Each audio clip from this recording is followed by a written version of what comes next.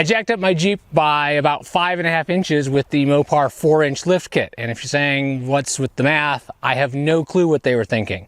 When I installed it, it put almost 6 inches on. And since I've put 4,000 miles on it, it's settled to where it's about 5.5, 5.25 inches of lift.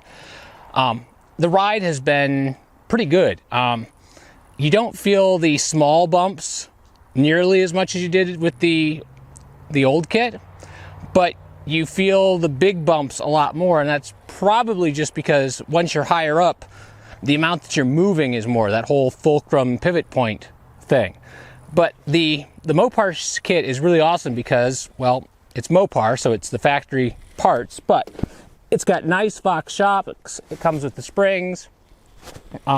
It doesn't change the bump stop, which if you want a little more flex than what you get, you can do.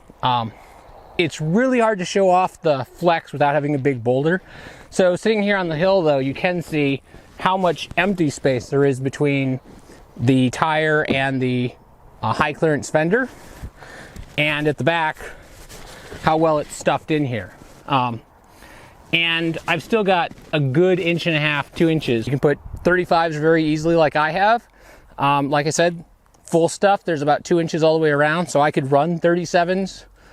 No problem. I got the 35s when I put the Mopar high clearance fenders on, and the Mopar high clearance fenders would make 35s really easy, but were not enough to really let you have a 37-inch tire on the Jeep stock.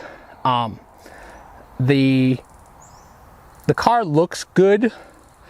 It looked really nice low.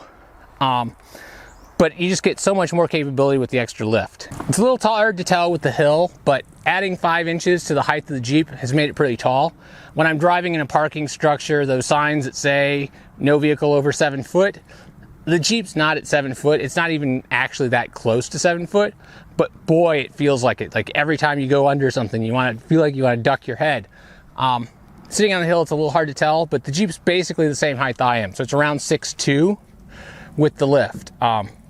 And I would feel a little worried if I put a roof rack on or a light bar about whether or not I could go through all the parking ramps here in San Jose. Or up in the city in San Francisco where they can be like 6'8" instead of 6'2".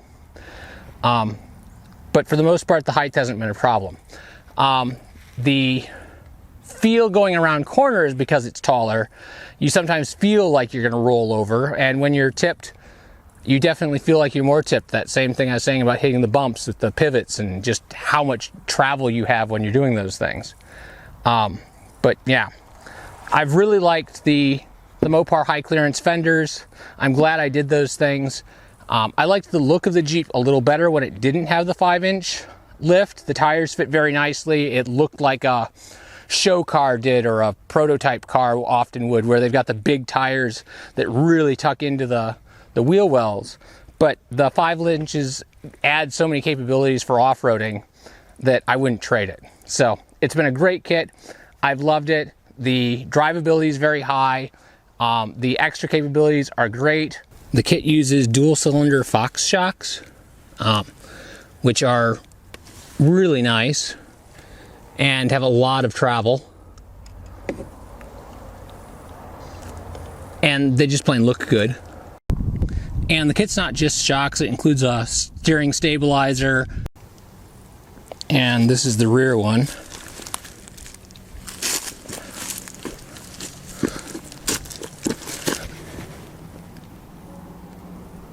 And again, they look